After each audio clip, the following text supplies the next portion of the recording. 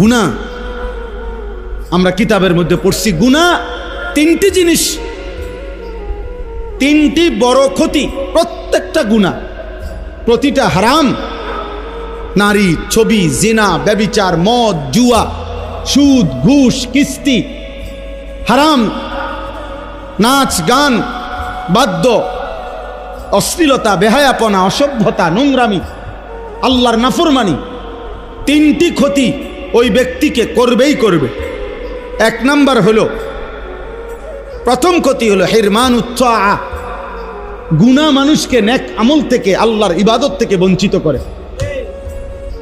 দুই নাম্বার হিরমানুল ইলম, গুনাহ মানুষকে কোরআন সুন্নাহর ইলম থেকে বঞ্চিত করে। তিন নাম্বার হিরমানুল, একটা বললাম কি যে তার ইলম দূর করে দেয়। দুই নাম্বার তার আমলকে কি করে দেয়, ছুটায় দেয়। তিন নাম্বার হলো হিরমানুর রিজক, তার রিজিক কমিয়ে দেয়। গুনাহ অভাব নিয়ে আসে, গুনাহ অভাব নিয়ে আসে। তুমি টের পাইবে না, হয়তো তোমার জেনারেশন তোমার পরে কষ্ট পাবে।